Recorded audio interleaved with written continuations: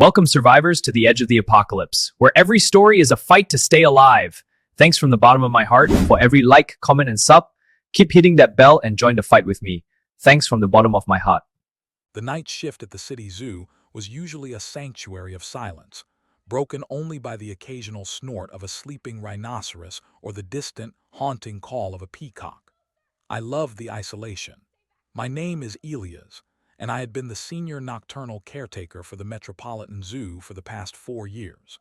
The job was supposed to be simple: monitor the enclosures, ensure the nocturnal feeds were completed, and make sure the animals were secure against any foolish trespassers.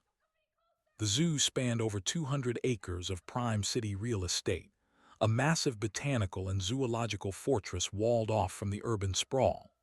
I always started my rounds at the big cat habitats. There is a primal, almost intoxicating thrill in standing just inches away from a 500-pound Bengal tiger, separated only by an inch of tempered, scratch-resistant glass and a few heavy steel bars. But tonight the air felt thick, heavy with an unnatural static that made the hairs on my arms stand on end. The animals knew it before I did. The tiger, a massive male named Raja, wasn't packing with his usual rhythmic, majestic grace.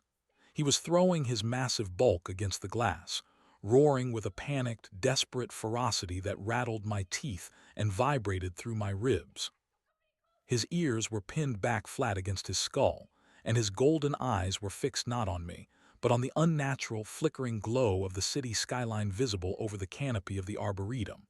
I keyed my radio to call the main security booth at the front gates. "Dave, you copying? Raja is losing his mind out here. Did a stray dog get onto the grounds again? Over." All I got in response was a burst of jagged, high-pitched static that made me wince. I smacked the side of the radio, trying another channel. "Dave, come on, man, this isn't funny. The animals are severely spooked." Still nothing but the dead, hissing airwaves. I sighed, assuming the old radio repeater on the administration building was acting up again, and continued my rounds, a knot of icy unease tightening in the pit of my stomach. As I walked towards the primate sanctuary along the winding asphalt paths lined with towering bamboo, the cacophony grew. It wasn't just Raja anymore. The macaques were shrieking in a deafening, chaotic chorus, hurling themselves violently against the chain-link mesh of their outdoor play area. The African elephants were trumpeting in distress, a sound so loud and mournful it vibrated through the soles of my heavy leather work boots. The entire zoo, usually a dormant oasis, was waking up in sheer, unadulterated terror. That was when I heard the sirens.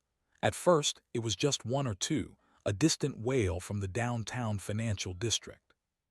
But within minutes, it multiplied into a chaotic, overlapping symphony of emergency vehicles, drowning out even the panicked cries of the beasts. I jogged toward the main plaza, the heavy, focused beam of my MAGLITE cutting through the oppressive darkness.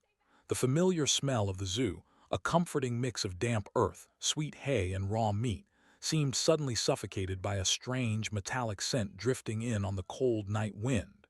It smelled distinctly like copper, like fresh blood. When I finally reached the front entrance, the heavy wrought iron gates, which were strictly locked down until 6 in the morning, were chained but buckling inward under massive pressure. Beyond them, the streetlights illuminated a scene straight out of a cinematic nightmare. Cars were violently smashed against the concrete barricades, doors flung wide open, headlights casting long, eerie shadows across the pavement. But it was the people that froze the blood in my veins. A massive crowd had gathered at the gates, but they weren't protesters, and they certainly weren't seeking shelter. They were tearing at the iron bars with bare, bloody hands. Some of them were missing massive chunks of flesh from their arms and faces, their clothes soaked in dark, wet crimson that looked black in the dim light. One man, wearing a torn business suit, pressed his face completely through the narrow gap in the bars. His jaw was hanging by a single, bloody tendon, his eyes a milky, vacant white. He let out a wet, guttural hiss that sounded like a punctured lung and snapped his broken teeth at me. I stumbled backward in sheer disbelief, dropping my flashlight. It rolled across the pavement, the beam spinning wildly before resting on the security booth. The reinforced glass was entirely shattered. Inside the booth, I saw Dave. He wasn't moving. Two of those things were hunched over his uniform-clad body. I could hear the wet, sickening, tearing sounds of human flesh giving way, accompanied by frantic, greedy slurping. They were eating him alive. My brain utterly failed to process the sheer impossibility of the horror unfolding before my eyes. My primal survival instinct finally kicked in, overriding my frozen shock and screaming at me to run. I turned and sprinted back into the heart of the zoo, my chest heaving, my boots pounding furiously against the asphalt. The radio on my hip suddenly crackled to life, but it wasn't Dave's reassuring voice. It was an automated emergency broadcast, the voice cold, synthesized, and utterly devoid of hope. This is an emergency alert. A highly contagious pathogen of unknown origin is spreading rapidly through the metropolitan area. Do not approach infected individuals. Seek immediate shelter. Barricade all doors. Do not wait for rescue. Military quarantine is in effect. The transmission cut out abruptly, replaced by a looping, high-pitched siren tone that echoed mockingly off the empty concession stands. I desperately needed to find a secure location. The administrative building was too far across the open plaza, but the reptile house was just ahead to my left. It was essentially a concrete bunker, designed with heavily reinforced steel doors to keep the temperature and humidity strictly controlled and to prevent the deadliest snakes from ever escaping. I dashed toward the heavy steel double doors, my trembling fingers fumbling blindly with my massive ring of master keys. Behind me, I heard a horrific, groaning screech of metal finally giving way. The front gates had fallen. The horde was inside the zoo. I jammed the master key into the heavy lock of the reptile house, twisting it violently. The heavy mechanism clicked, and I hauled the heavy door open, slipping inside and throwing my entire body weight against it to slam it shut. I locked the deadbolt and engaged the massive steel drop bar, leaning my back against the cold metal, gasping for air as tears of pure adrenaline stung my eyes. The reptile house was pitch black, save for the eerie green and blue ultraviolet lights illuminating the massive terrariums. The humid, tropical air clung to my skin like a wet blanket, suffocating and heavy. The silence inside was a stark, jarring contrast to the apocalyptic chaos outside, broken only by the soft trickling of water from the amphibian exhibits and the occasional, sinister hiss of a restless reticulated python. I needed a weapon immediately. I crept through the darkened corridors, the glowing green light casting monstrous, shifting shadows on the concrete walls. The enclosures were lined up like glowing, cursed jewels in a subterranean cavern. Inside, massive saltwater crocodiles floated like ancient, armored logs in their murky pools, and giant anacondas coiled tightly around synthetic branches, watching me with cold, unblinking eyes. I made my way to the maintenance closet at the back of the building. Inside, I frantically searched the metal shelves and found a heavy, 5-foot steel hook used for wrangling large, aggressive reptiles, and a high-voltage cattle prod we kept strictly for extreme emergencies involving the larger predators.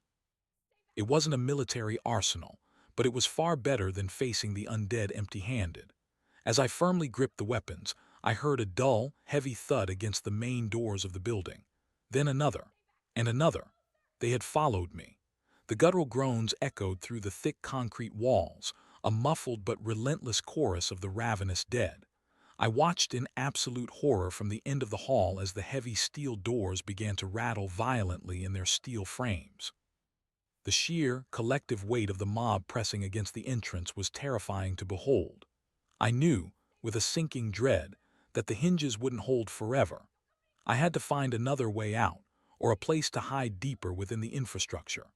The reptile house had a subterranean level, a dark, confusing maze of service tunnels that connected to the massive water filtration systems and eventually led out to the primate sanctuary on the other side of the park.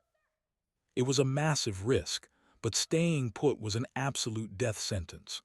I hurried toward the back stairwell, my heart hammering against my ribs like a trapped, panicked bird. As I descended into the damp darkness of the tunnels, the smell of stagnant water and harsh bleach hit me like a physical blow. The emergency lights down here flickered inconsistently, casting a sickly, jaundiced yellow glow over the bare concrete walls. I could hear the frantic scuttling of rats along the pipes. They were fleeing the surface, too. I walked cautiously, gripping the cold steel hook so tightly my knuckles ached and my forearms burned. The tunnel seemed to stretch on forever, an endless, claustrophobic throat of concrete and PVC pipes. Suddenly, a shadow detached itself from the gloom ahead. I froze in my tracks, my breath catching in my throat. It was a person standing perfectly still, facing away from me toward the filtration tanks. "Hello," I whispered, my voice trembling uncontrollably.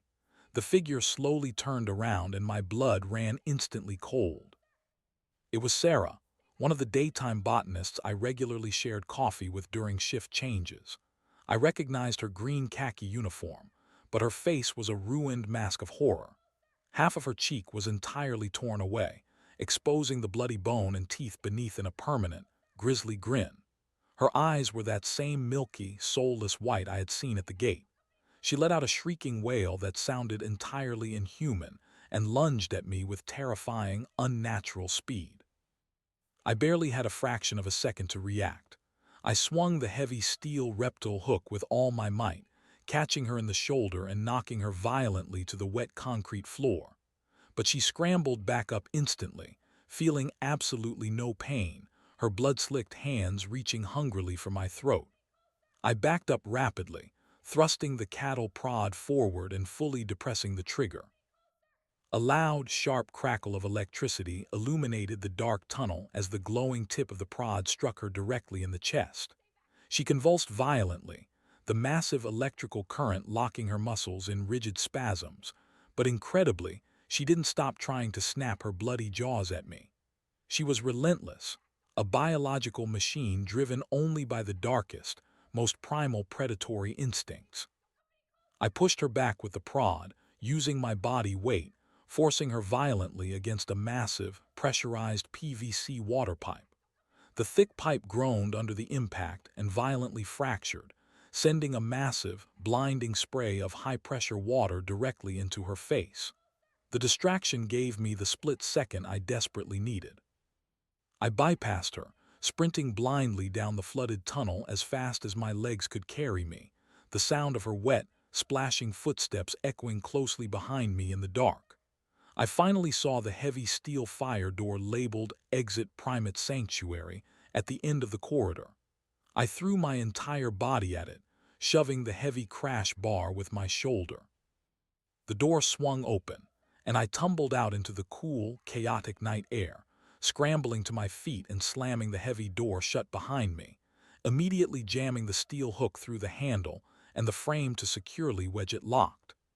I was now in the middle of the massive primate sanctuary, surrounded by towering artificial trees, dense foliage, and massive rope structures meant for the orangutans and gorillas. The pale moonlight cut through the canopy, revealing the terrifying, unbelievable reality of my situation. The zoo wasn't just completely overrun by the infected humans. The mass panic of the mob and the initial chaos had caused a catastrophic failure in several of the containment enclosures. The electrical security fences around the nearby herbivore habitats had been entirely trampled and shorted out. I could clearly see a pack of infected humans tearing into the massive carcass of a fallen giraffe in the distance, their hands pulling out glistening organs in the moonlight. But the real, immediate danger was much, much closer.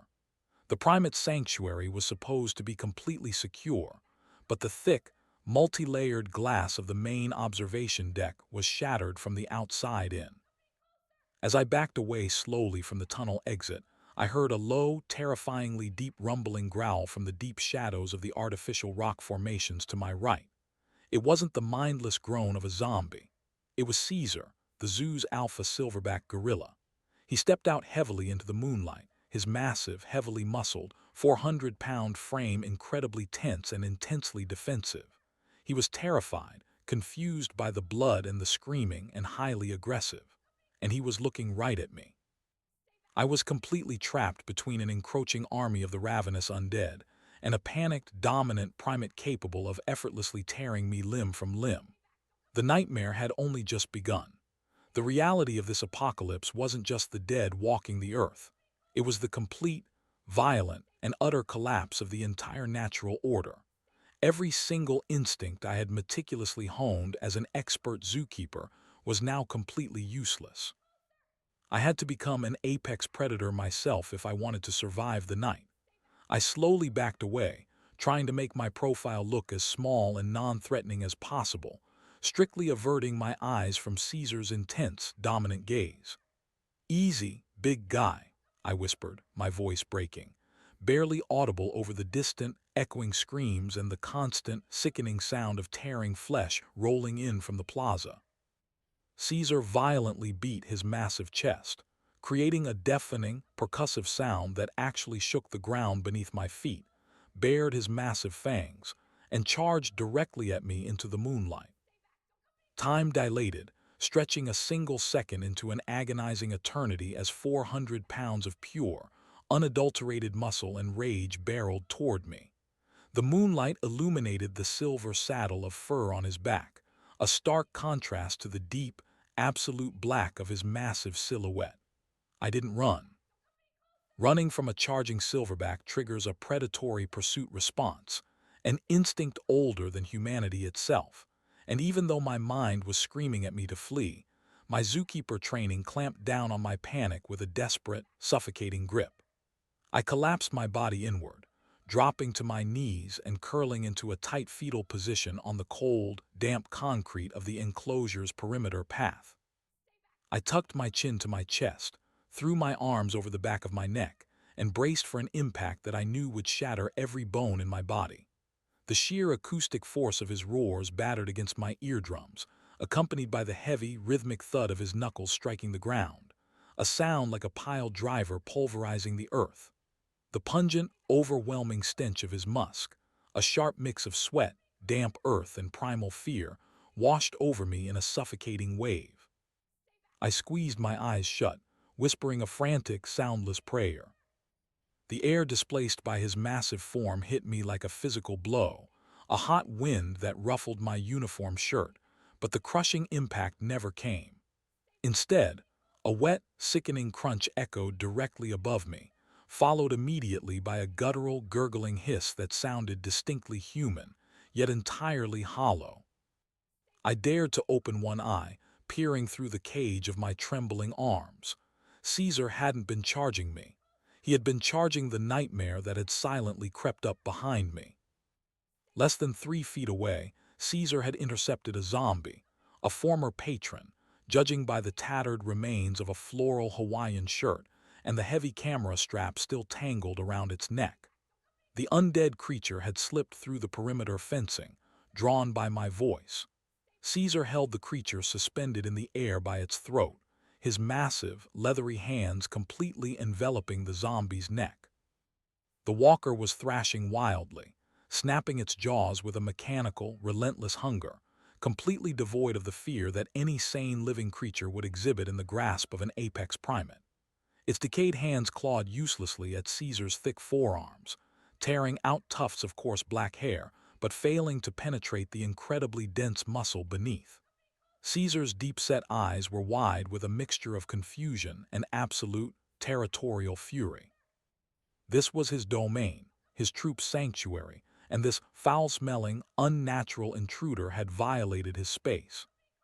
With a deafening roar that vibrated the fillings in my teeth, Caesar slammed the zombie onto the concrete path.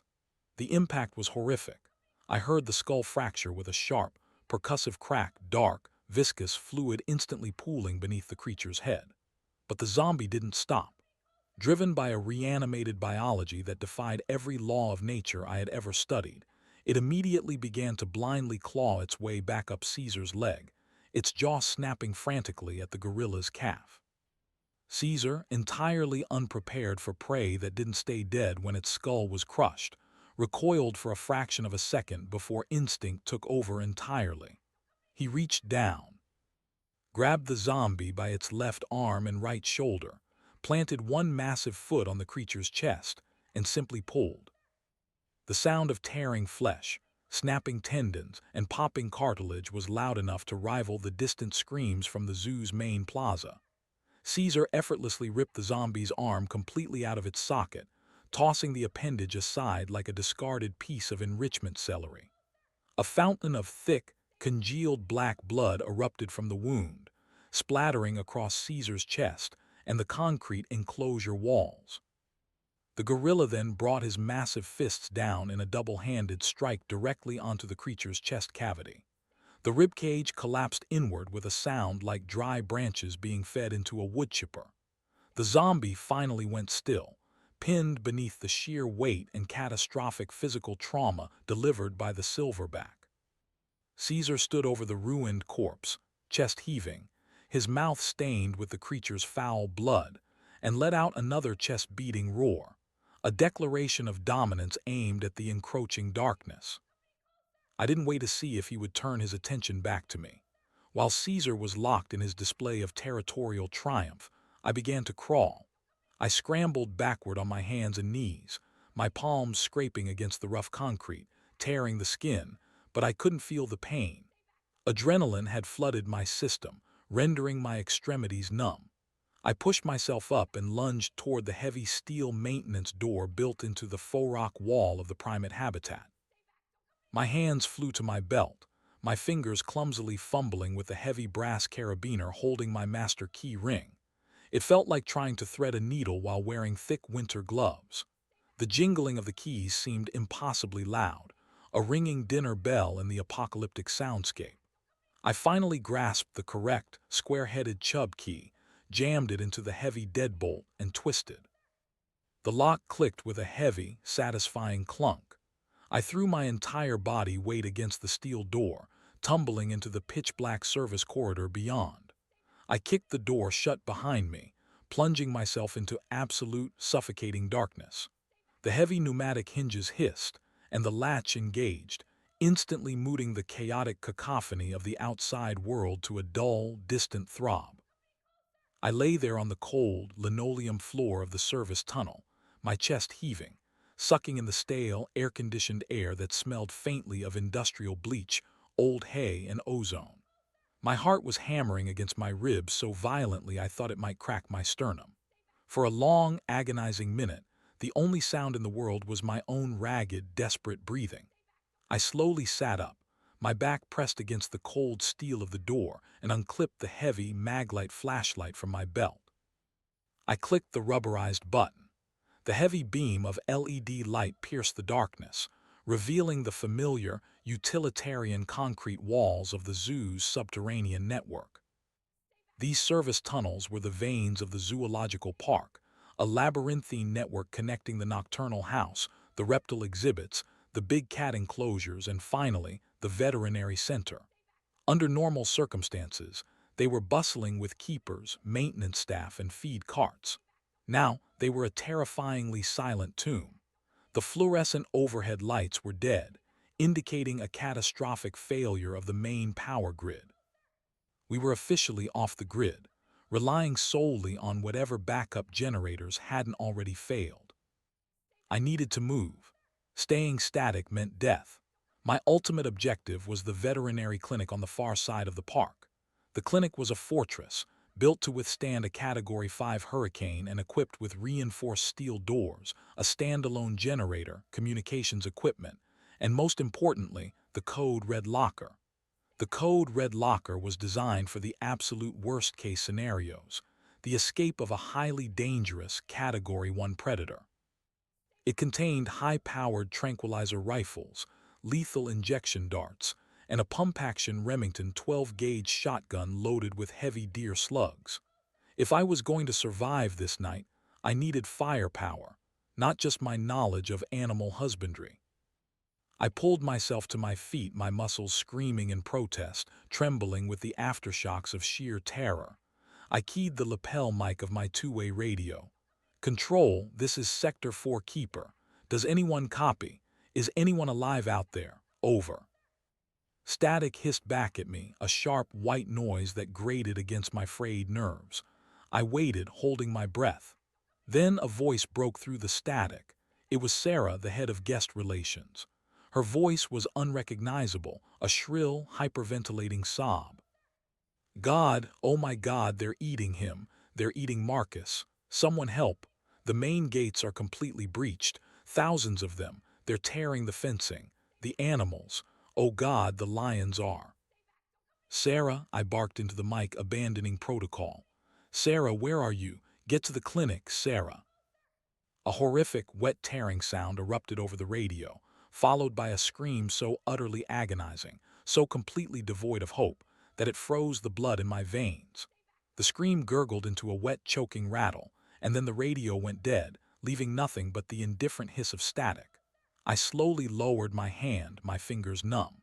The reality of the situation crashed over me like a physical weight. The zoo wasn't just experiencing a localized incident. It was entirely overrun. The city outside must have fallen completely. I gripped the heavy, anodized aluminum shaft of the maglite. It was 14 inches long and weighed nearly 3 pounds, a poor substitute for a weapon, but the only one I had. I began to walk down the tunnel, sweeping the beam of light from side to side.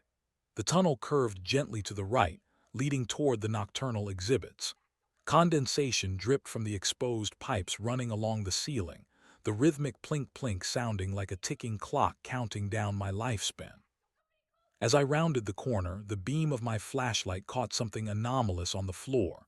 A red smear, bright and wet, streaked across the beige linoleum. I paused, my breath catching in my throat. I followed the smear with the light. It led to a slumped figure resting against a stack of empty plastic feed barrels. It was wearing the khaki uniform of the zoo staff. "Hey," I whispered, my voice trembling. "Hey, you okay?" The figure twitched. A low, wet moan vibrated from its chest. As I took a hesitant step forward, the figure slowly turned its head. The beam of my flashlight illuminated the ruined face of Dave, the senior herpetologist.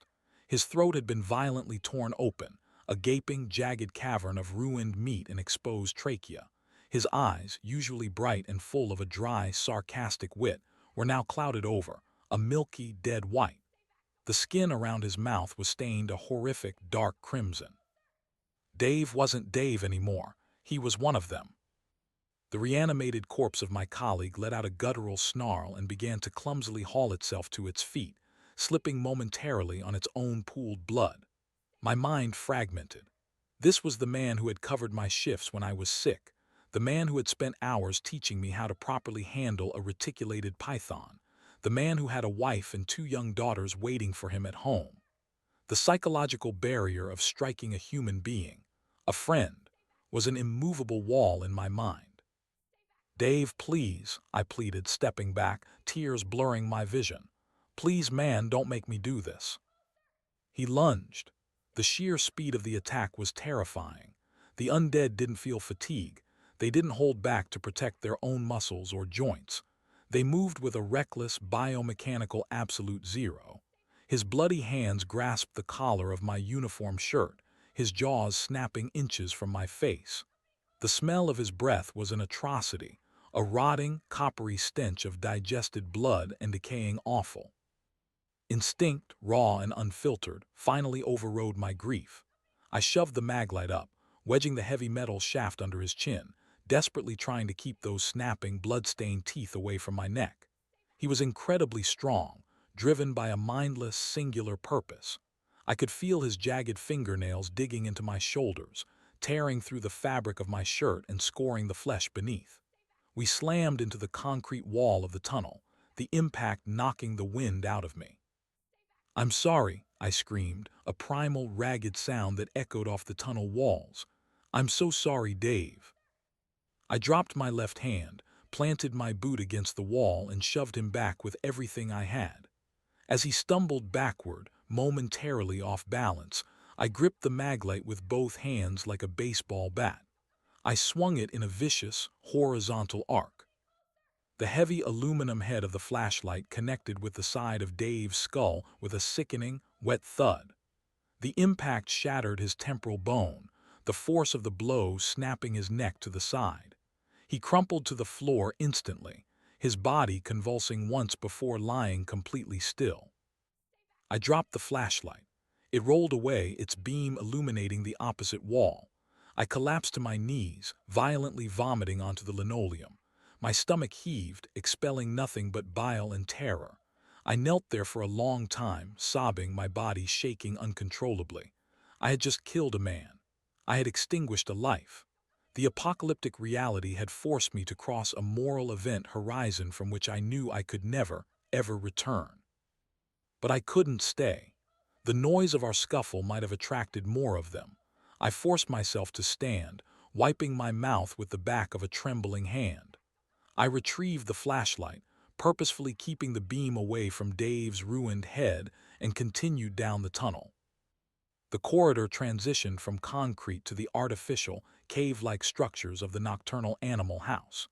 This was a massive, free-flight aviary and multi-species exhibit designed to simulate a moonlit jungle. Usually, it was a quiet, fascinating place filled with the rustling of sugar gliders, the calls of nightjars, and the slow movements of sloths.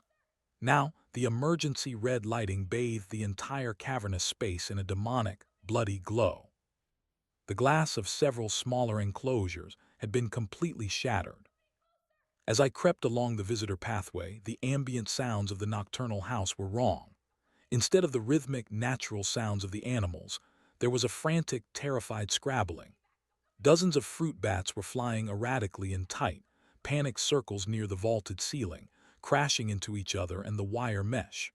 A pair of binturongs, usually lethargic, were packing frantically on a high branch, issuing sharp, barking alarm calls.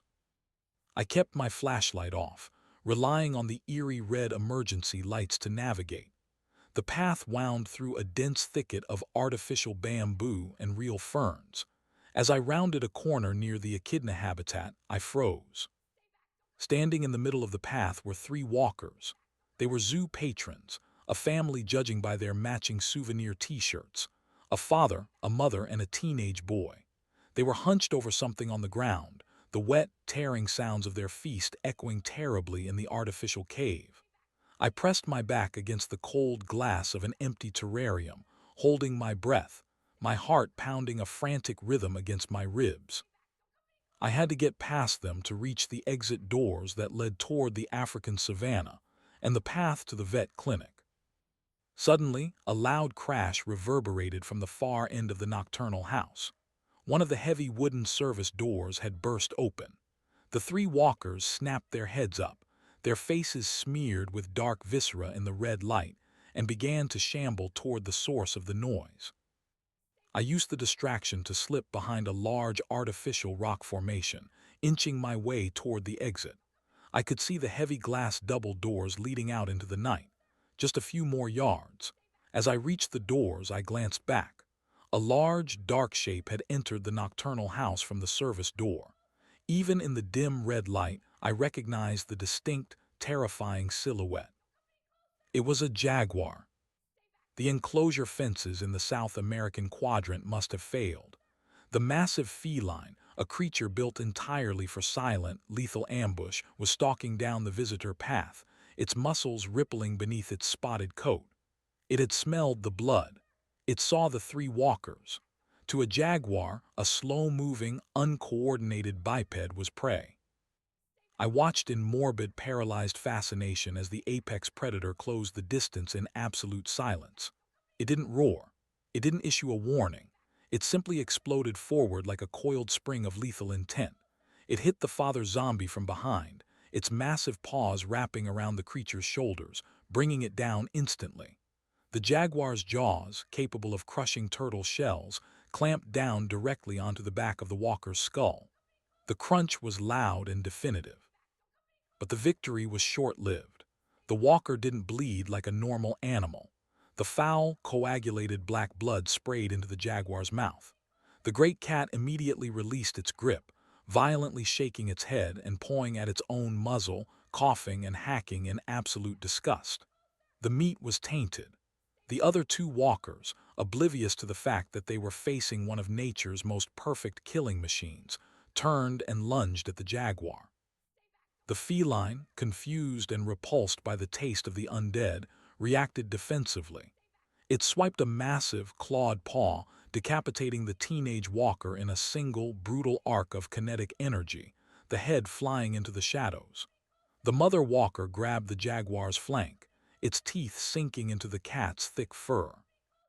The jaguar roared, a sound of pure, terrified agony that shook the glass doors I was leaning against, and violently twisted, throwing the walker off before bounding up into the artificial canopy of the exhibit, disappearing into the darkness.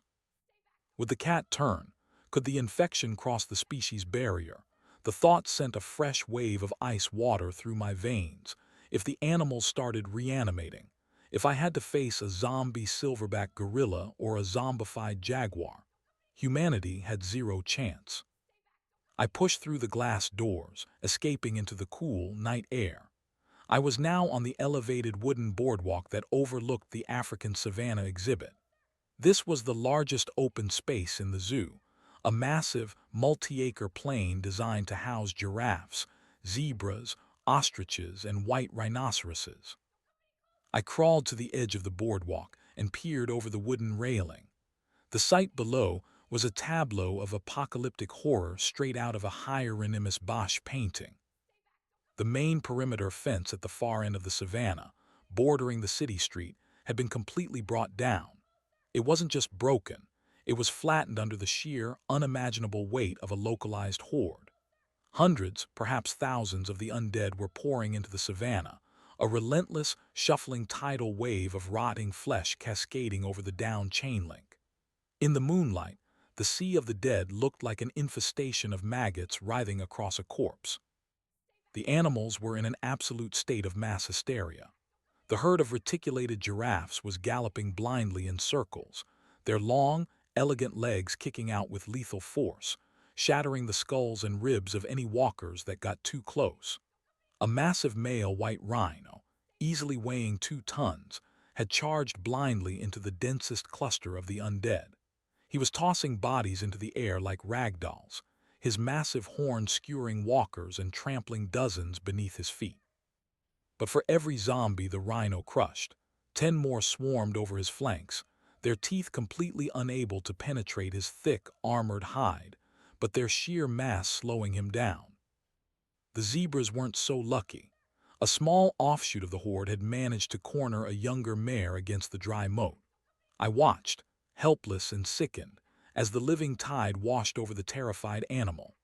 The zebra's frantic, high-pitched barks of terror were quickly muffled beneath the pile of bodies as hundreds of hands pulled her down into the dirt, tearing at her flesh while she was still fighting.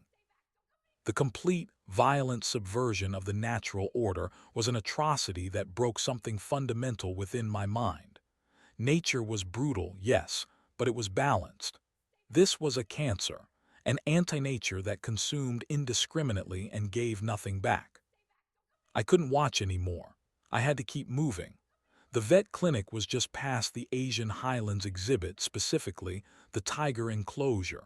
I scuttled along the boardwalk, keeping low, the sounds of the massacre on the savanna echoing behind me.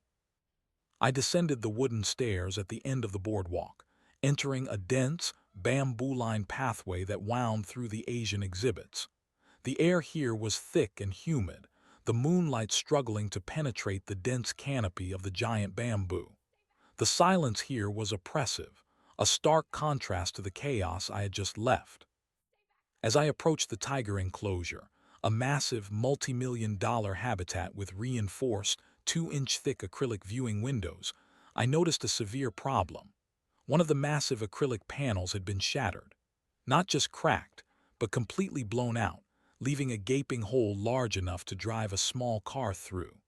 A massive pool of blood and dragged viscera led from the walkway directly into the dark, forested enclosure. Raja, our 550-pound male Amur tiger, was loose. Or worse, something had gone in to get him. I froze, clicking off my flashlight, terrified that the beam would act as a laser pointer for the massive predator. Tigers are solitary hunters, masters of stealth that can move their immense bulk through dry underbrush without making a single sound. If Raja was out here, I was in his territory now. I drew my heavy set of keys, gripping them between my fingers like makeshift brass knuckles, a pathetically inadequate defense, but the psychological need to hold a weapon was overwhelming. I took a slow, agonizing step forward. My boot crunched on a stray piece of gravel. It sounded like a gunshot in the silent bamboo forest. A low, vibrating growl emanated from the darkness to my left. It wasn't a sound you just heard. It was a frequency you felt in your chest cavity, a deeply primal resonance that activated a deep-seated, evolutionary panic within my DNA. It was the sound of an apex predator telling you that you had been seen, measured, and classified as prey. I slowly turned my head. Emerging from the shadows of the bamboo, its orange and black stripes perfectly breaking up its outline in the moonlight, was Raja. He was massive, his shoulder height easily reaching my waist. His yellow eyes were locked onto me, unblinking, burning with an intense, calculating coldness. His tail twitched rhythmically, the very tip flicking back and forth, a sign of extreme agitation and imminent attack. "Raja," I whispered, keeping my voice as soothing and steady as I could manage, though I was shaking so violently my teeth chattered. "Easy, boy, good boy." I didn't turn my back on him. I didn't run. I slowly, agonizingly began to back away down the path, maintaining eye contact but lowering my posture, making myself look small and submissive. Raja took a slow, deliberate step forward, his massive padded paws making absolutely zero sound on the pavement. The muscles in his shoulders rippled, coiling tight. He was preparing to pounce. If he charged, I would be dead before I even hit the ground. A tiger's bite force is over 1,000 pounds per square inch. He would sever my spinal cord in a fraction of a second. Suddenly, the snapping of a twig echoed from the path behind me. I risked a microsecond glance. Two walkers, drawn by the sound of my voice, were shambling out of the darkness, their arms outstretched.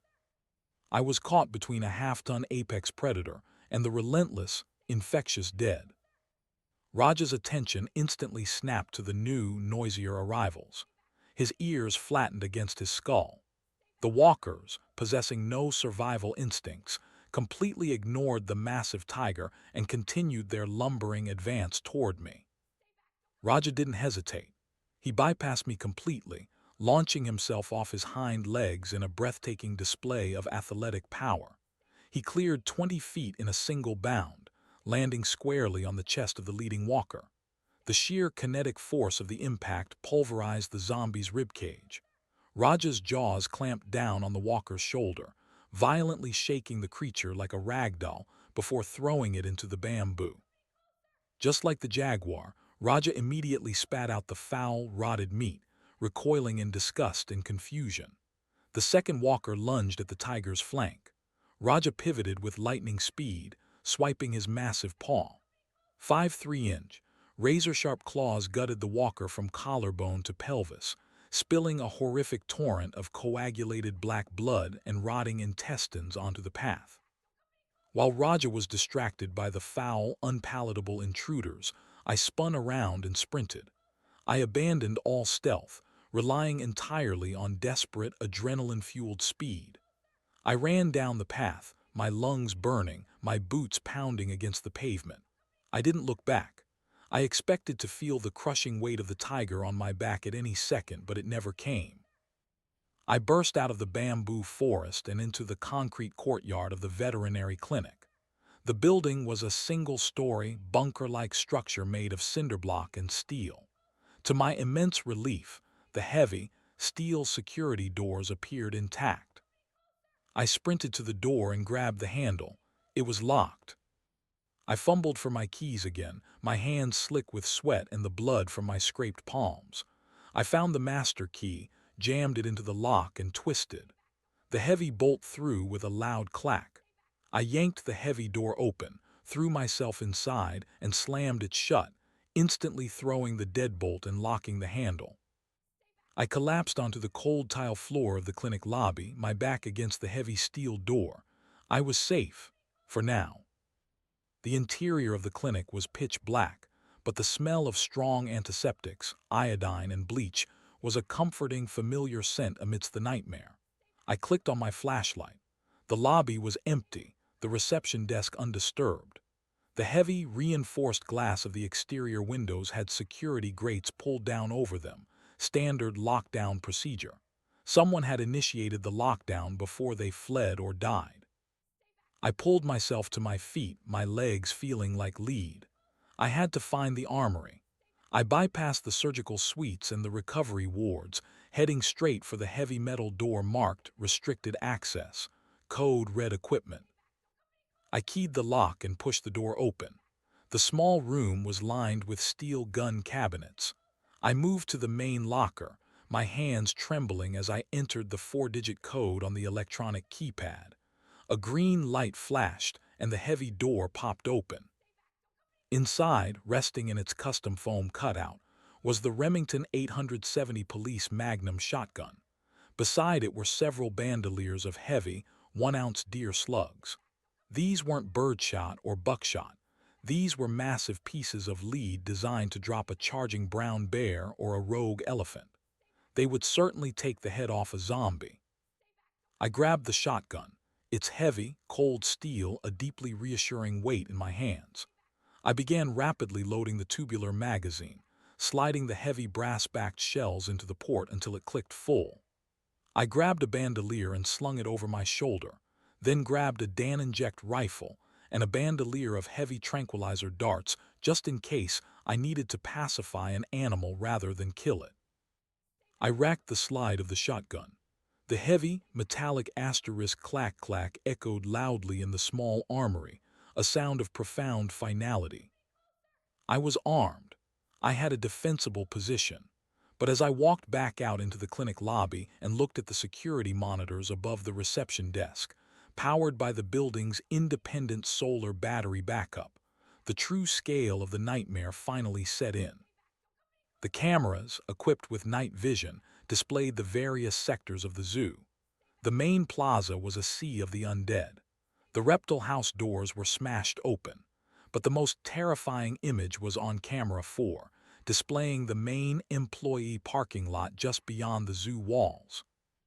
The military was not coming. The parking lot was filled with abandoned, burning police cruisers and military Humvees. The streets beyond were jammed with miles of gridlocked cars, swarming with thousands upon thousands of the walking dead.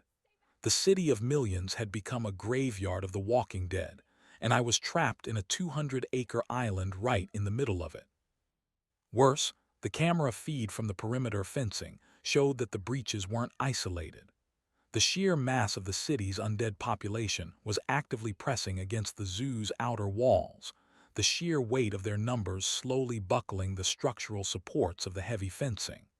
It was only a matter of time before the entire perimeter collapsed, flooding the zoo with an ocean of reanimated corpses. I walked over to the reinforced window and peered through the security grate.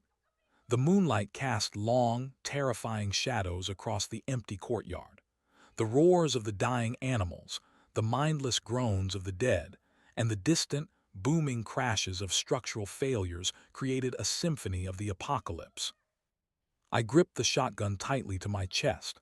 I was a zookeeper. My entire life had been dedicated to the preservation, care, and understanding of life.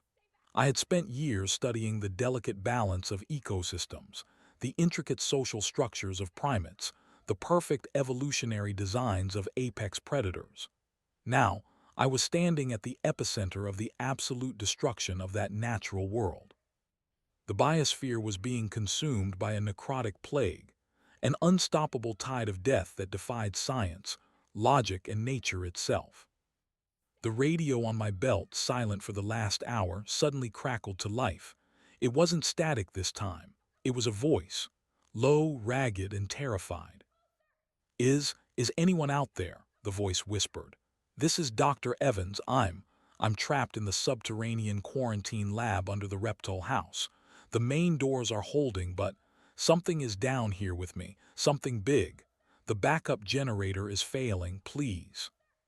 If anyone is listening, I need help."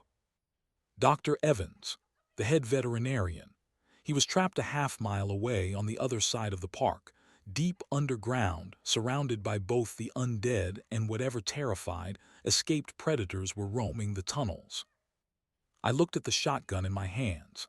I looked at the monitors showing the swelling ocean of the dead. Survival dictated that I barricade the door, wait for morning, and hope for a miracle. To step back out into that chaotic, blood-soaked jungle of reanimated horrors and panicked apex predators was nothing short of suicidal. But I was a keeper, and keepers don't abandon their own.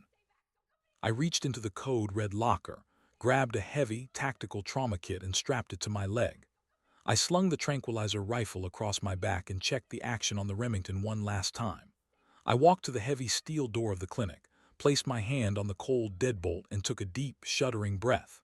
The air smelled of bleach and impending death, but beneath it all, the primal, overriding instinct to survive, to fight, ignited in my chest like a furnace. The zoo was gone. The world was gone, but I was still breathing, and as long as I held this gun, I was the undisputed apex predator of this concrete jungle.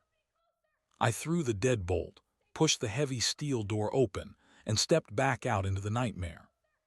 The night air hit me like a physical blow, thick with the oppressive humidity of an unseasonably warm summer and the sickening metallic copper tang of fresh blood. As the heavy steel door of the clinic clicked shut behind me, the finality of the sound echoed in my chest. There was no going back. The barricade was set, the deadbolt thrown, and I was entirely exposed to the sprawling, 300-acre nightmare that was once the city's premier zoological park. I stood motionless on the concrete loading dock for a long moment, letting my eyes adjust to the fractured gloom. The primary floodlights had failed, leaving only the erratic, strobe-like pulsing of emergency amber beacons and the pale, indifferent light of a half-moon. It was the sound that truly paralyzed the mind. A zoo at night is never silent. It is usually a symphony of subtle rustling, distant chuffs, and the occasional territorial call. But tonight, the auditory landscape was entirely unhinged. To my left, from the direction of the aviary, came the catastrophic shattering of reinforced glass, followed by the shrieking of hundreds of panicked exotic birds taking flight into the dark. To my right, toward the main concourse, was a low, unrelenting drone, a wet, guttural moaning punctuated by the terrifying sound of human screams that were suddenly and violently cut short. And beneath it all, vibrating through the soles of my work boots, was the frantic, thunderous drumming of hooves from the African savanna enclosure, as herd animals slammed themselves against their containment fences in blind, instinctual terror. I gripped the fore end of the Remington 870, the textured polymer grounding me, reminding me of my immediate reality. The 12-gauge was loaded with 1-ounce rifled slugs, hunting rounds capable of dropping a charging bear. I prayed it would be enough for whatever used to be humanity. My first objective was the employee access path that cut directly through the herpetology building. It was a restricted service tunnel that bypassed the sprawling open-air concessions plaza, which I knew would be a fatal choke point. During the summer night tour, the plaza was packed with hundreds of guests. I didn't want to see what that crowd looked like now. I moved down the loading dock ramp, keeping my back to the brick wall of the clinic, my boots softly crunching over the gravel. I kept the heavy barrel of the shotgun raised, my finger resting just outside the trigger guard. The tactical trauma kit strapped to my thigh slapped rhythmically against my leg, a morbid reminder of the stakes. The entrance to the herpetology service tunnel was marked by a heavy, green metal door nestled behind a thick wall of decorative bamboo. As I pushed through the stalks, the foliage rustled aggressively, and I froze, snapping the shotgun up. A peacock burst from the underbrush, its iridescent feathers flashing in the ambient light as it screeched and flapped onto the roof of the clinic. My heart hammered against my ribs like a trapped bird. "Just a peacock," I muttered, swallowing the dry lump in my throat. I reached the green door and scanned my keycard. The reader flashed red. The central server was down. Cursing silently, I bypassed the electronic lock by jamming my master override key into the manual cylinder. The deadbolt gave a satisfying asterisk clack asterisk, and I pulled the door open, slipping inside and letting it ease shut behind me. The immediate shift in atmosphere was suffocating. The herpetology building was a climate-controlled bunker, and with the main ventilation fans dead, The air was a stagnant, 90-degree swamp of evaporating water, peat moss, and raw ozone. The emergency lights bathed the concrete service corridor in a sickly, jaundiced yellow glow. On my left were the rear access panels for the public terrariums. On my right, the prep rooms where we thawed frozen mice and mixed vitamin supplements. The floor was slick with condensation, and my boots squeaked softly despite my best efforts to glide. I was halfway down the corridor when I heard the splashing. It was heavy, rhythmic, and entirely wrong. It came from the rear access gate of the saltwater crocodile enclosure. I pressed my back against the damp cinderblock wall and edged forward, peering around the corner into the loading bay. The massive containment pool was churning. A service hatch had been left open, and standing waist-deep in the water was Jenkins, one of the night shift security guards. But it wasn't Jenkins anymore. His uniform was torn to ribbons, his neck was entirely ripped open, and his head lolled at an impossible angle, the cervical vertebrae exposed and gleaming in the yellow light. He was thrashing blindly in the water, his dead, milky eyes staring vacantly toward the ceiling as he let out a wet, gargling hiss. Before I could even raise the Remington, the surface of the water erupted. Goliath, our 16-foot, 2,000-pound saltwater crocodile, struck with the speed of a coiled spring. The massive reptile's jaws, lined with dozens of conical teeth, clamped down on Jenkins's torso with a sickening crunch of shattering ribs. Jenkins didn't scream. He didn't even try to fight. His hands just flailed weakly against the crocodile's armored snout. In a fraction of a second, Goliath initiated a death roll. The sheer kinetic violence of the maneuver threw sheets of foul water into the air, splashing across the concrete and spraying my face. The sickening sound of flesh tearing and joints popping echoed off the tiled walls as the crocodile effortlessly tore the undead guard in half, dragging the upper torso beneath the churning, blood-stained water. I didn't stick around to watch the rest. My stomach heaved, bile rising in my throat, but I forced it down and sprinted the remaining length of the corridor, bursting out of the heavy exit doors and back into the humid night air. I found myself on the edge of the Asian Highlands exhibit. The air was marginally cooler here, heavily perfumed with the scent of pine and eucalyptus. I paused behind a massive, artificial rock formation, my lungs burning, the image of Jenkins's lifeless body being shredded by an apex predator seared into my retinas. The food chain was unraveling. The natural order was completely inverted. The dead were walking, and the animals were acting out of sheer, unadulterated panic. My radio, clipped to my belt, crackled to life, breaking the immediate silence with a burst of static that made me jump. I scrambled to turn the volume knob down. "Anyone? Is anyone on this frequency?" The voice was breathless, panicked, and painfully familiar. It was Marcus, the senior pachyderm keeper. "Marcus, it's me," I whispered into the shoulder mic, keeping my eyes scanning the dark tree line. "I'm at the exit of herpetology. Are you okay?" "I'm at the elephant barn," his voice trembled, underlaid by a terrifying, rhythmic thumping sound in the background. "I've got the herd secured in the indoor holding pens, but the lockdown gate is jammed. The hydraulic line must have blown when the grid surged. They're coming, man, the guests, the dead." They chased a terrified gazelle right into the courtyard. "There's dozens of them pressing against the chain link. It's not going to hold. If they breach the perimeter, the herd is going to panic. If they stampede inside the pens, they'll crush each other." Elephants are incredibly intelligent, deeply emotional creatures. They possess a complex social structure, and under extreme stress, especially in an enclosed space, a panic response would be catastrophic. "I'm on my way," I said, my voice sounding far more confident than I felt. "Hold the line, Marcus, I'm coming." "Hurry," the radio clicked off. The elephant barn was on the complete opposite side of the park. To get there, I had to cut through Primate Ridge and the edge of the savannah. I checked the safety on the shotgun, slung the tranquilizer rifle tighter across my back, and broke into a steady, silent jog. As I approached Primate Ridge, the smell of fear became palpable. The air was thick with the musky, pungent scent of stressed apes. The walkway here was suspended over a deep moat, lined with towering bamboo and artificial climbing structures. The cacophony of the macaques and chimpanzees was deafening, a frantic, high-pitched chorus of warning calls. They were smart enough to recognize that the shuffling, bleeding things wandering into their territory were no longer human. I crept along the wooden boardwalk, crouching low behind the railing. Below me, in the dry moat of the silverback enclosure, a horrific scene was unfolding. The structural glass of the viewing platform had completely shattered, likely from the sheer weight of a panicked crowd pressing against it earlier in the night.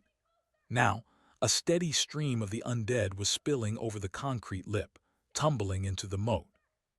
Standing in the center of the moat was Bolo. He was a 450-pound Western lowland gorilla, the alpha of our troop. His immense, muscular frame was rigid with fury, the silver hair on his back bristling. Behind him, huddled in the protective rock caves, were the females and the infants. Bolo was holding the line.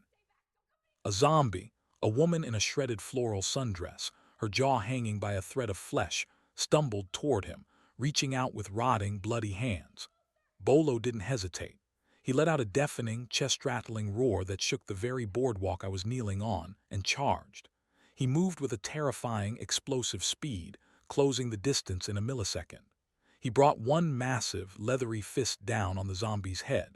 The impact sounded like a watermelon being dropped from a skyscraper. The woman's skull collapsed instantly, her body crumpling into a lifeless heap. But there were more. 3 more undead guests tumbled into the moat, dragging themselves toward the silverback. Bolo grabbed the nearest one by the arm and the torso, and with a casual, horrifying display of brute strength, he literally tore the creature apart, throwing the dismembered halves against the concrete wall.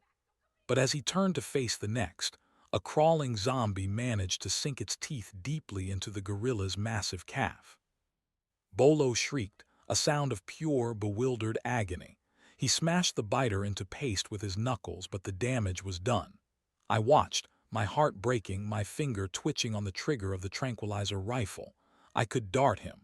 I could put him to sleep so he wouldn't feel the pain, but if I did, the troop would be defenseless. And I didn't even know if the virus could cross the species barrier to primates. If Bolo turned, a 400-pound undead silverback would be an unstoppable killing machine. I couldn't save him. I had to prioritize Marcus and the herd. Suppressing the urge to scream, I forced myself to look away, tears stinging the corners of my eyes, and kept moving. Leaving Primate Ridge, the boardwalk transitioned into the wide, paved concourse that bordered the African savanna. Here, the sheer scale of the chaos was laid bare. The savanna was our largest open-air exhibit, a massive plain of tall grass, watering holes, and scattered baobab trees. The perimeter fences were down in 3 separate places. Utility poles had snapped, dropping live wires that sparked and hissed angrily in the damp grass, casting harsh, strobe-light shadows across the plains. The concourse itself was littered with the detritus of a mass panic. Overturned strollers, spilled popcorn, trampled plush toys, and dropped cell phones blinking uselessly on the asphalt. And moving among the wreckage were the dead. There were at least 30 of them scattered between me and the path to the Pachyderm Care Center. Some were kneeling over the bodies of fallen guests, tearing at flesh with a sickening, wet eagerness. Others were simply wandering aimlessly, their heads snapping toward the sounds of the dying zoo. I ducked behind an overturned Dippin' Dots cart, assessing the tactical nightmare. I couldn't shoot my way through 30 of them. The shotgun only held 7 rounds in the tube, and reloading took precious time. I needed a distraction. My eyes darted across the concourse and landed on a massive, heavy-duty utility cart, a John Deere Gator, parked near a maintenance shed. The keys were dangling in the ignition. The previous driver must have abandoned it when the panic started. In the bed of the cart were several large, red plastic gas cans for the landscaping equipment. A desperate, suicidal plan formed in my mind. I unslung the Remington, gripped it tightly, and broke cover. I sprinted toward the Gator, my boots pounding against the pavement. The sudden movement immediately drew the attention of the nearest infected, a man in a torn polo shirt, his intestines hanging loosely from a massive wound in his abdomen, let out a wet hiss and lunged at me. I didn't even break stride. I thrust the heavy steel barrel of the shotgun forward, catching him right under the chin. The momentum of my sprint snapped his neck backward with a sharp crack, throwing him to the ground. I vaulted into the driver's seat of the Gator, twisted the key, and stomped on the gas.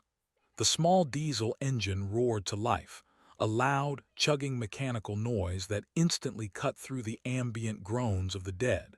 Every zombie on the concourse turned toward me. "Come on, you ugly bastards," I growled, throwing the cart into drive. I drove the Gator in a wide, sweeping arc across the concourse, deliberately honking the horn.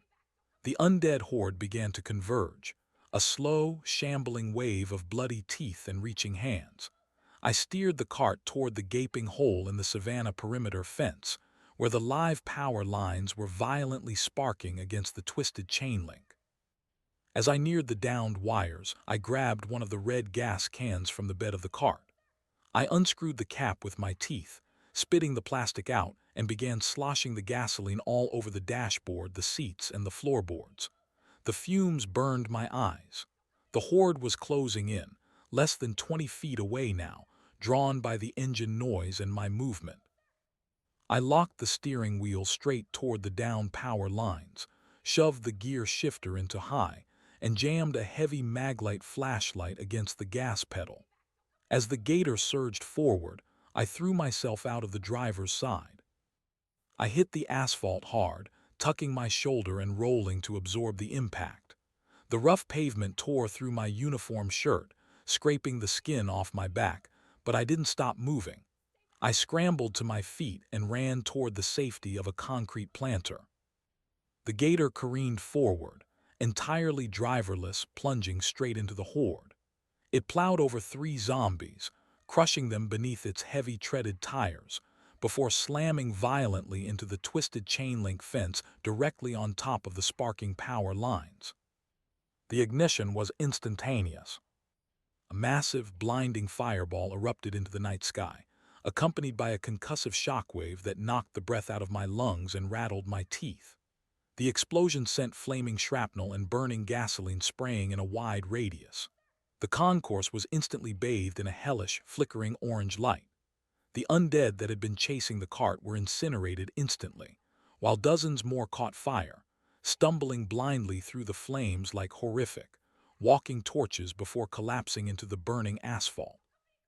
The blast had cleared the path, but the deafening noise had undoubtedly attracted every other infected within a half-mile radius. My ears were ringing so loudly I couldn't hear my own footsteps as I broke cover and sprinted the final 300 yards toward the Pachyderm Care Center. The elephant barn was a massive, fortress-like structure of reinforced concrete, heavy steel beams, and hydraulic gates. As I rounded the final bend, the scene was exactly as Marcus had described, only worse. A horde of at least 40 infected was pressed aggressively against the outer chain-link perimeter gate. The fence was bulging inward under the collective weight of the dead, the metal groaning in protest. Inside the courtyard, standing on the roof of the primary holding pen, was Marcus. He was illuminated by a single, flickering halogen floodlight. He was wielding an ankus, a heavy, steel-tipped elephant guide pole, desperately jabbing it downward, trying to pierce the skulls of any zombie that managed to climb the fence. He looked exhausted, his face smeared with grease and blood, his uniform soaked in sweat. From inside the concrete barn, I could hear the elephants. It was a terrifying sound. Not the playful trumpeting you hear during a daytime feed, but a deep, resonant infrasonic rumbling that vibrated through the earth itself. The matriarch, a massive 9,000-pound female named Tara, was slamming her body against the interior steel doors. The booming impacts sounded like mortar fire. They were terrified of the smell of blood, the smell of death, and the unnatural predators pressing at their gates. "Marcus!" I screamed, though my voice was nearly lost over the ringing in my ears and the groans of the dead. He snapped his head toward me, his eyes wide with desperate relief. He pointed frantically with his bloody pole toward the side of the building. The manual override, the red wheel by the breaker box. You have to drop the primary blast doors. I nodded, my eyes locking onto the heavy, rusted iron wheel mounted to the exterior wall, about 50 feet away. But between me and the wheel was a sea of the walking dead. The explosion from the gator had distracted them momentarily, but my shout had drawn the attention of the stragglers at the rear of the mob. Half a dozen heads snapped around, pale eyes locking onto me. I brought the Remington up, nesting the stock firmly against my shoulder, and flipped the safety off. The first infected was a teenager wearing a glow-in-the-dark lemur t-shirt. He lunged with a terrifying speed. I aimed center mass and squeezed the trigger. The 12-gauge roared, kicking back violently into my shoulder. The heavy lead slug hit the teenager directly in the chest, the kinetic energy literally lifting him off his feet and throwing him backward into the zombie behind him. A massive, gaping hole was blown straight through his torso, spraying dark, coagulated blood over the pavement. I pumped the action, asterisk shuck clack asterisk, ejecting the smoking brass and loading the next round. A woman in a torn zookeeper uniform, one of our daytime dietary staff, came at me from the left. I swung the barrel, fired, and watched her head vaporize into a mist of bone and gray matter. I didn't stop moving. I couldn't afford to be static. I advanced like a machine, firing, pumping, walking. Boom, a man in a suit folded in half. Boom, a zombie crawling on the ground was pinned to the earth. Boom, another chest caved in. I reached the breaker box, my shotgun clicking empty. I let the weapon drop to hang by its sling, frantically grabbing the cold, rusted iron wheel of the manual override. I planted my boots, gripped it with both hands, and pulled with every ounce of strength I had left. It didn't budge. The gears were fused with rust and lack of use. "Come on," I screamed, the veins in my neck bulging as I strained. Suddenly, a heavy, rotting hand clamped down on my shoulder. The stench of decay and voided bowels washed over me. An infected had slipped past my barrage and was right behind me. Its jaws snapped inches from my neck, cold, dead breath raising the hairs on my skin. I let go of the wheel, spun around, and drew the heavy tactical trauma shears from my thigh kit in one fluid motion. As the zombie lunged, I drove the thick, serrated steel blades upward, burying them directly underneath the creature's chin, driving the metal up through the soft palate and deep into the brain cavity. The zombie's eyes widened, its body going instantly rigid before collapsing forward, a dead weight against my chest. I shoved the corpse off me in disgust, my hands slick with black blood, and turned back to the wheel. I grabbed a heavy steel wrench from a nearby tool rack and wedged it between the spokes of the wheel for leverage. I threw my entire body weight downward. With an agonizing metallic screech, the rust broke. The wheel began to turn. "It's moving," I yelled, spinning the wheel as fast as my burning arms would allow. Above me, a loud, hydraulic hiss echoed across the courtyard. The massive, reinforced steel lockdown doors of the elephant barn slowly began to descend, grinding against their tracks. The heavy barrier dropped with agonizing slowness, sealing the interior pens off from the outside world. The deafening thuds of Tara slamming against the doors were instantly muffled, the heavy steel absorbing the blows and blocking out the sight of the dead. With a final, earth-shaking asterisk boom, the blast doors hit the concrete floor, locking into place. The herd was secure. I collapsed against the brick wall, my chest heaving, my muscles screaming in protest. The adrenaline was beginning to recede, leaving behind a cold, trembling exhaustion. Marcus scrambled down the side ladder of the roof, completely ignoring the zombies still pressing uselessly against the outer chain-link fence. He ran to me, grabbing my shoulders, his eyes wild. "You did it, oh my God, you did it," he gasped, his voice breaking. "They're safe, the herd is safe." I looked at him, then looked out toward the burning ruins of the concourse, the scattered, mutilated bodies, and the relentless, moaning horde that was still trying to claw their way through the perimeter. The zoo was an absolute slaughterhouse, a perversion of everything we had dedicated our lives to protecting. "They're safe for now," I wheezed, wiping a mixture of sweat and infected blood from my forehead, my eyes locking onto the flickering emergency lights in the distance. But the power grid is failing completely. If the electric fences go down in the carnivore exhibits, if the tigers and the bears get out into this. I didn't need to finish the sentence. The implication hung in the humid air, heavier than the smell of smoke and death. I reached down, my hands shaking only slightly, and began pulling fresh 12-gauge shells from my vest, loading them into the bottom port of the Remington one by one. The metallic clicks were a tiny, defiant rhythm against the chaos of the night. "Lock the side hatches," I told Marcus, racking the slide forward and chambering a fresh slug. "We need to get to the main generator. The night is just getting started." Marcus nodded, his jaw set so tight I thought his teeth might shatter. He slammed the heavy steel deadbolts of the enclosure's secondary holding pen into place, the sharp clangs echoing against the concrete walls. Beyond the reinforced glass, a pair of terrified okapis huddled in the darkest corner of their stall, their large, gentle eyes reflecting the strobe-like flashes of the failing emergency lights. I pressed my hand against the cold glass for a fleeting second, a silent promise to them, before turning my back to the sanctuary and facing the nightmare outside. We moved out into the muggy night air. The zoo, usually a symphony of nocturnal chirps, rustling leaves, and the occasional distant roar, had been transformed into a soundscape of pure horror. The cacophony of the undead, wet, guttural snarls, the shuffling drag of uncoordinated footsteps, the tearing of flesh, mingled with the frantic, panicked cries of 1,000 captive animals. It smelled of copper, voided bowels, and the sickly sweet scent of blooming night jasmine. A sickening juxtaposition of life and rot. Our path to the central power plant required us to traverse the heart of the park, the African savanna exhibit, followed by the primates, and finally skirting the edge of the Big Cat Canyon.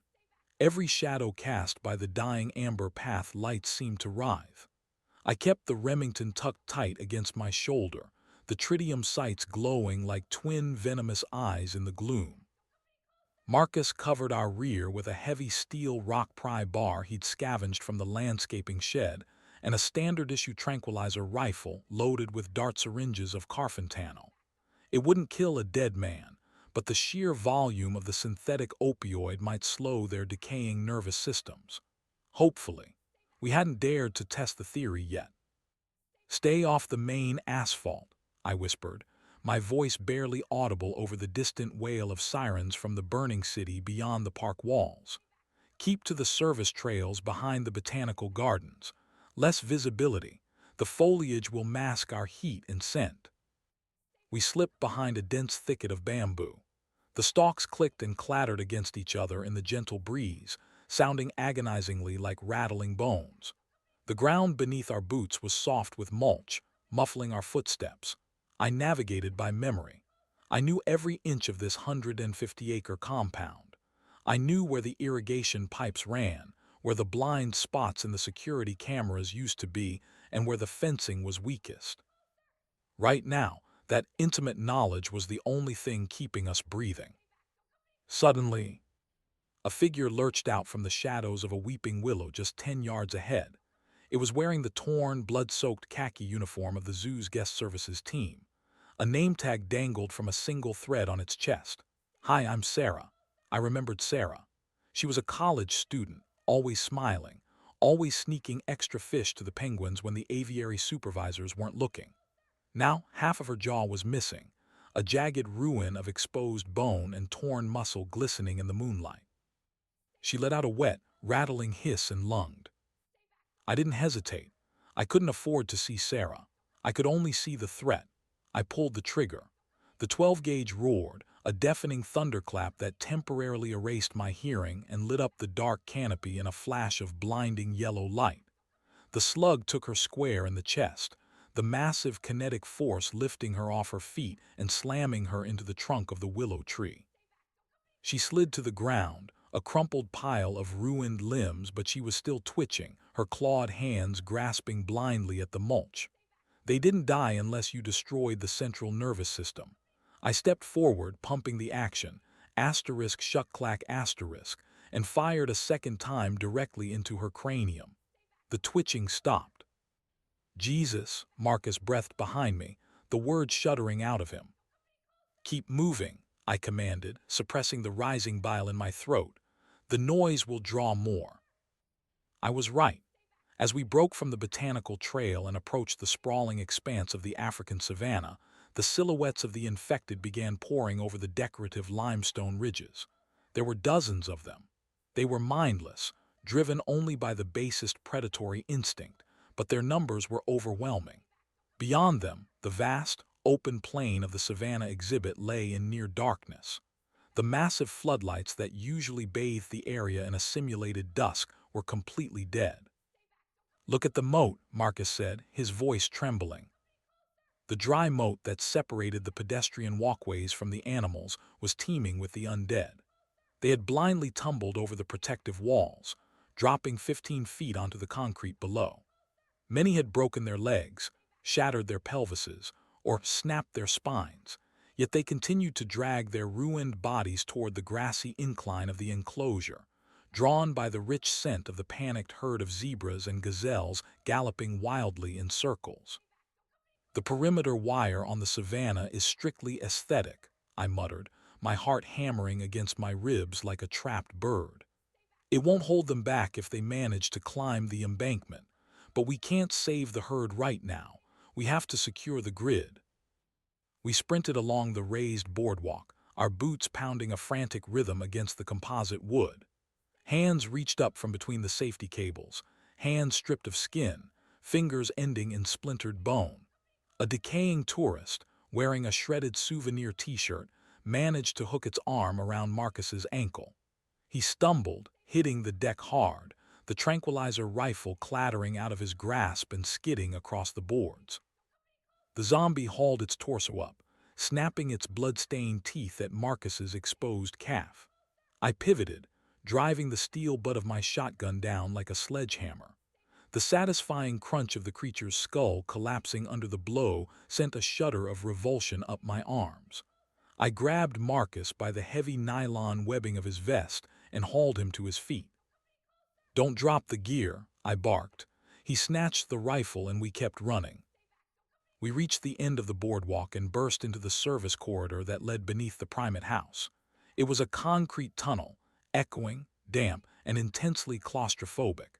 The air was thick with the musky, pungent odor of the apes and monkeys housed above. Over our heads, the heavy footfalls and frantic screeching of the silverbacks shook the ceiling. They knew. Animals always know when the natural order has been utterly shattered. Halfway down the tunnel, the overhead emergency lights flickered violently. A deep, mechanical groaning echoed through the concrete, followed by a series of heavy electronic thuds from the breaker panels lining the walls. The power grid was dying. "No, no, no," I whispered, breaking into an all-out sprint. We emerged from the tunnel into the plaza adjacent to the Big Cat Canyon. The moment we stepped out into the humid night, the world plunged into absolute, suffocating darkness. The faint, high-pitched hum of the electrified fences, a sound so constant in my daily life that I usually didn't even register it, was gone. Dead silence fell over the perimeter wire. Clicking. The sound was small, but in the context of the zoo, it was the sound of the apocalypse. It was the sound of the electromagnetic locking mechanisms disengaging on the heavy steel gates of the carnivore holding pens. Without power, the fail-safes designed to keep the doors shut during maintenance had just neutralized. "They're open," Marcus said, the terror absolute and unmasked in his tone. "The cages are open." "The tigers," I said, my blood turning to ice water in my veins. "Raja and Shiva, they're out." The Big Cat enclosure was a massive, terraced environment built to mimic the ruins of a Southeast Asian temple. It was filled with dense foliage, deep water features, and high stone vantage points. And now, There was absolutely nothing separating two 500-pound apex predators from the roaming hordes of the undead, or from us. "We need to go around," Marcus pleaded, backing away toward the reptile house. "There is no around. The main generator is directly behind the temple structure. If we detour, it'll take 20 minutes. In 20 minutes, every lock in this zoo will fail, and the city's horde will flood the main gates." I racked the shotgun, checking by feel to ensure a round was chambered, and flicked on the underbarrel tactical flashlight. The narrow, blinding beam of LED light pierced the gloom, illuminating the path toward the temple ruins. "Stay right on my ass. Do not run. If you run, you trigger their chase instinct." We advanced step by agonized step. The air was perfectly still. The sounds of the zombies shuffling on the main concourse felt miles away, drowned out by the thunderous pounding of my own pulse. We entered the plaza, the massive stone facade of the Tiger exhibit looming over us like a mausoleum. The primary gate, a massive lattice of heavy steel bars, was sitting an inch ajar. Suddenly, a horde of the infected spilled into the plaza from the direction of the concession stands. There were at least 30 of them, an amalgamation of zombified staff, security guards, and visitors. Their dead, milky eyes caught the glare of my flashlight, and as one, the rotting mass pivoted toward us. The guttural screaming began, a chorus of damned souls as they broke into a shambling, chaotic run. I raised the Remington, calculating how many shells I had left, knowing instantly it wasn't enough. "Back to back, Marcus. Get the pry bar ready." Before I could fire, a low, resonant rumble vibrated through the soles of my boots. It wasn't a sound you heard with your ears. It was a frequency you felt deep in your chest, a primal vibration that bypassed the rational brain and triggered millions of years of evolutionary terror. From the top of the stone temple structure, a massive shadow detached itself from the darkness. "Raja!" The male Amur tiger didn't roar. He launched himself into the air, a silent, 500-pound missile of pure muscle, striped camouflage, and razor-sharp claws. He landed dead center in the mass of the undead horde. The impact was devastating. Zombies were hurled like ragdolls, their decaying bodies shattering under the immense kinetic force of the big cat. Raja let out a deafening, earth-shattering roar, a sound so loud and ferocious it physically forced me to stagger backward. He clamped his massive jaws around the torso of a large zombie, biting down with a sickening crunch that snapped the creature's spine in half, before violently thrashing his head and tossing the remnants aside like a broken toy. The undead, lacking any self-preservation instinct, swarmed the tiger. They clawed and bit at his thick fur, but Raja was an unstoppable force of nature. He swiped a massive paw, severing 3 heads from their shoulders in a single, fluid arc, his claws acting like curved scythes. Blood, black, viscous, and infected, sprayed across the cobblestones, painting the plaza in macabre abstract art. "Move," I screamed at Marcus. "While he's distracted, go." We skirted the absolute edge of the plaza, hugging the cold stone walls of the exhibit. I kept my flashlight off, trusting my night vision and memory to guide us toward the maintenance gate. Behind us, the sounds of the titanic struggle raged on, the furious roaring of the tiger, the tearing of flesh. The shrieks of the undead. I felt a profound, agonizing sorrow. Raja was magnificent, a creature I had bottle-fed when he was a cub. Now he was fighting a war he couldn't win. Even if he tore every single one of them to pieces, a single bite from their infected teeth would seal his doom. Nature was dying tonight, corrupted by this viral abomination. We hit the maintenance gate. It was a solid steel door, magnetically locked. Without power, it swung open easily. We rushed through and slammed it shut behind us, dropping the heavy manual steel crossbar into place. We were in the belly of the beast now, the central plant, a labyrinth of massive pipes, cooling towers, and diesel tanks. The main generator room lay at the end of a long, concrete corridor. The air down here was stagnant, thick, and smelled heavily of diesel fuel, ozone, and copper. "We made it," Marcus gasped, leaning against the wall, clutching his chest. "We actually made it."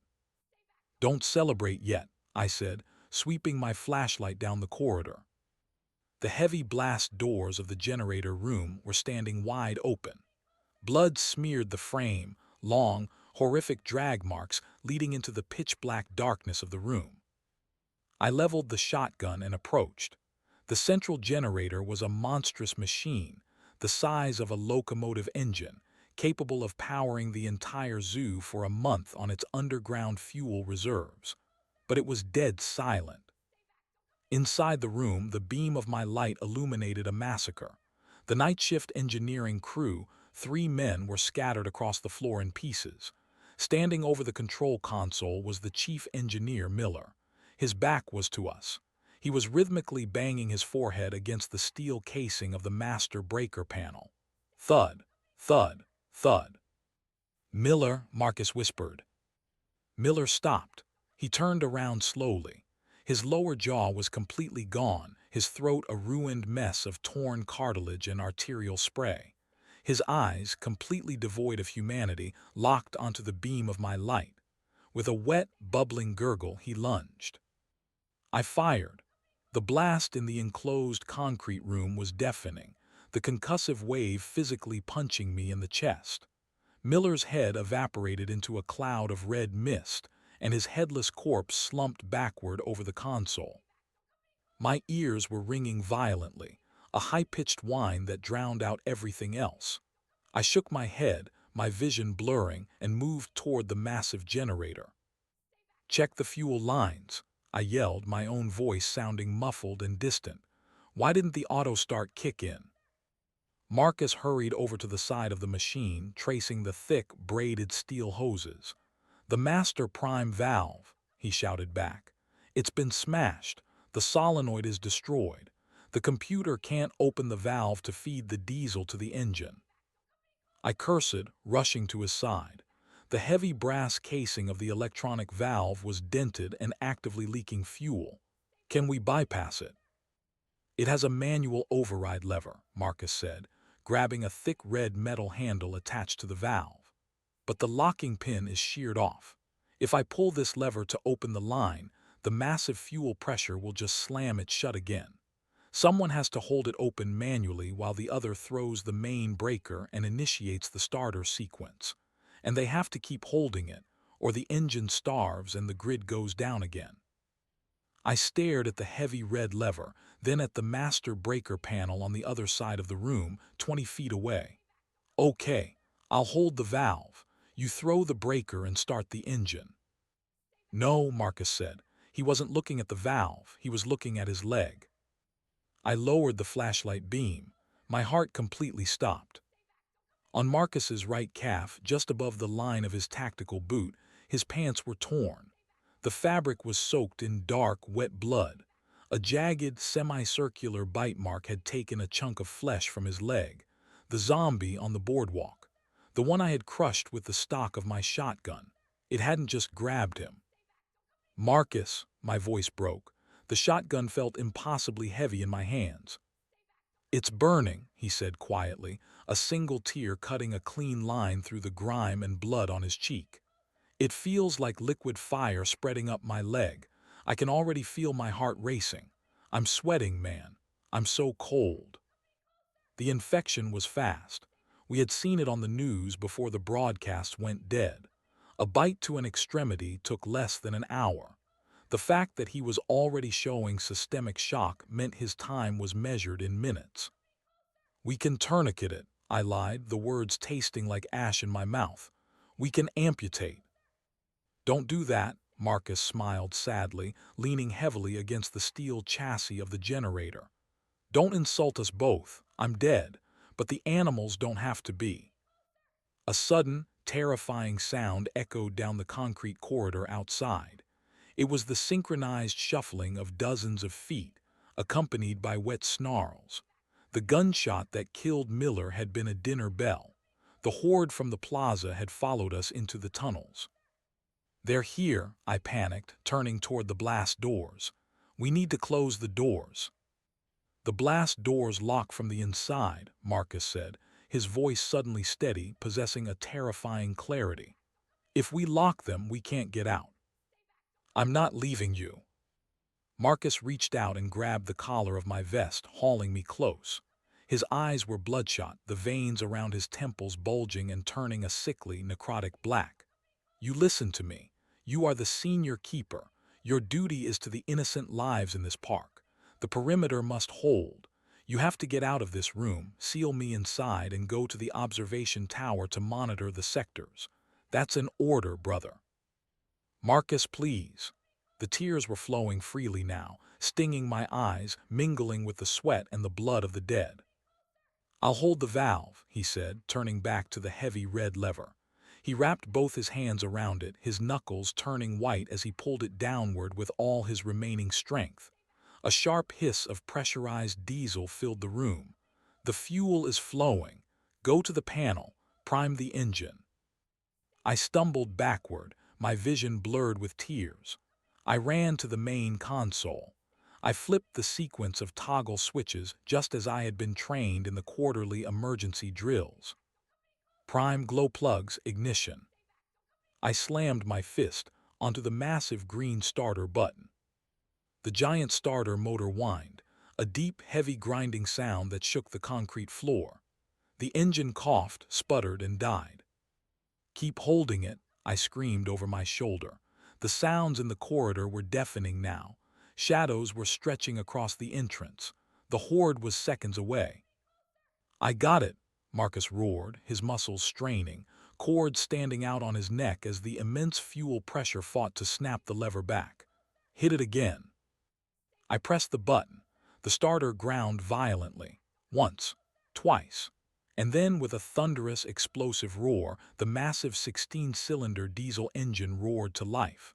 The noise was absolute, a mechanical leviathan breathing fire. The overhead lights in the room flickered, buzzed, and suddenly flooded the space with blinding, stable white light. The zoo had power. Throw the master breaker to the perimeter, Marcus yelled over the deafening roar of the engine. I reached up and grabbed the heavy steel handle of the main switchgear. I pulled it down with all my weight. Heavy electrical contactors slammed shut with a concussive asterisk thwack asterisk. The digital meters on the panel instantly spiked. Voltage was flowing. The fences were live. I spun around. The first of the infected breached the doorway. A man in a business suit, his face a torn mask of gore, lunged into the room. I brought the shotgun up and blew him backward into the corridor. Two more crowded into the frame, their grasping hands slick with blood. "Get out," Marcus screamed. He was leaning all his weight on the lever, his face pale, sweat pouring from his forehead. The black veins had reached his neck. He was trembling violently, fighting the vicious infection taking over his brain and the mechanical pressure simultaneously. "Go, lock the door." I ran toward the blast doors. I fired two more rapid shots into the doorway, clearing a brief, bloody space in the mass of rotting bodies. I slipped through the gap, stepping out into the corridor. I grabbed the heavy steel handle of the blast door and began to pull it shut on its massive, well-oiled hinges. Through the narrowing gap, I made eye contact with Marcus one last time.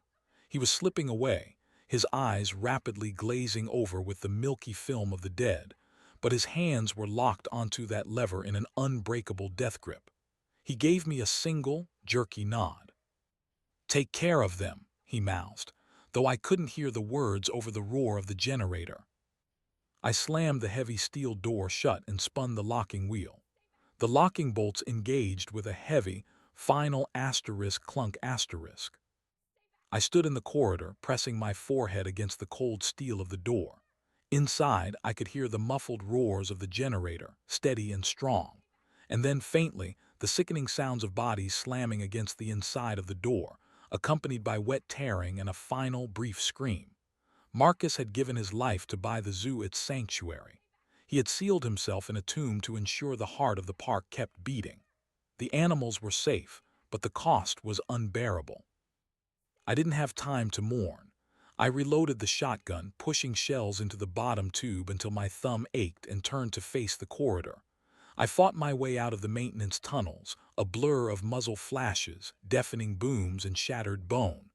I operated on pure mechanical instinct. I wasn't just a man anymore. I was a guardian. I was an executioner. I emerged back into the night air near the botanical gardens. The difference was immediate and awe-inspiring. The emergency lights along the paths were glowing steadily, bathing the foliage in a warm, protective amber. And from the perimeter of the zoo, a constant, sharp crackling sound echoed through the air. Zap! Crack! The heavy security fencing that bordered the outer walls of the park was fully energized. I watched in grim satisfaction as a horde of zombies, attempting to scale the outer chain link, hit the electrified wire. 10,000 volts surged through their decaying bodies. Sparks showered into the night sky like morbid fireworks as dead flesh cooked and bones popped. They fell backwards, smoking, charred husks, only to be trampled by the mindless thousands behind them, who subsequently touched the wire and met the exact same fiery end. The perimeter was holding. The fail-safes had engaged. Every magnetic lock in the park was secured. I walked slowly toward the center of the park, making my way up the winding, spiral stairs of the central observation tower. The metal great steps rang out under my heavy, blood-soaked boots. When I reached the top, the panoramic view of the zoo spread out below me. Dawn was breaking. A thin, pale line of bruised purple and weak orange light was bleeding over the horizon, painting the sky with the colors of a fresh bruise. The city beyond the zoo walls was a nightmare of rising black smoke columns, burning skyscrapers, and collapsed overpasses. The faint, ceaseless wail of car alarms and emergency sirens drifted on the wind. The world of humanity had ended in a single, catastrophic night. But here, within these walls, life endured. I looked down at the savannah exhibit. The herd of zebras and gazelles had stopped running. They were grazing cautiously, the rising sun catching the dew on the grass, their tails swishing in the morning breeze. The moat was filled with the electrocuted and shattered remains of the infected that had breached the area before the power returned, but the herd was untouched. I looked toward the primate house. The silverbacks had quieted down, returning to their nests, their deep, rhythmic grunts a soothing bass line to the morning air. And in the Big Cat Canyon, bathed in the early morning light, Raja was sitting atop his stone temple. He was licking a deep, nasty scratch on his flank, his beautiful coat matted with black blood, but he was alive. He looked up toward the observation tower, his piercing golden eyes catching the sunlight, and let out a low, rumbling chuff, a greeting, a sign of survival. He had fought the dead and won. I slumped against the railing of the observation deck, sliding down until I hit the metal grating. My body ached with a profound, bone-deep exhaustion. I looked at the shotgun resting across my lap, then down at my hands, stained with the blood of my best friend, the blood of the infected, and the dirt of the earth. I was entirely alone. The silence of the morning, broken only by the chirping of exotic birds and the distant, thrumming hum of the generator Marcus, was still guarding in death, pressed down on me with an unbearable weight. There would be no rescue. There would be no military convoy arriving to save the day. The city was dead. The world as we knew it was gone. But as I looked out over the enclosures, watching the elephants slowly lumber out into the morning mist, drawing water from the automated troughs, a strange, resilient peace settled over my shattered heart. We had originally built these cages to protect humanity from the wild, to tame the untamable, to look at nature from a safe distance. But the script had violently flipped. The cages were now fortresses. The zoo was an ark, a solitary bastion of nature and innocence amidst an endless ocean of the unnatural. I reached into my vest, pulled out the park's heavy brass master key ring, and gripped it tight in my fist. The keys dug into my palm, grounding me, reminding me of my purpose. I didn't know how long the diesel fuel would last. I didn't know how I would feed the carnivores when the cold storage ran out.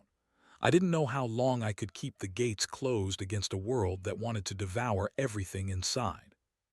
But I knew I would try, for Marcus, for Raja, for the okapis trembling in the dark, for every beating heart inside this electrified perimeter. I racked the slide of the Remington one last time, ejecting a spent shell and chambering a fresh slug, the metallic clack ringing out over the waking zoo. I am an overnight zookeeper, and my shift isn't over.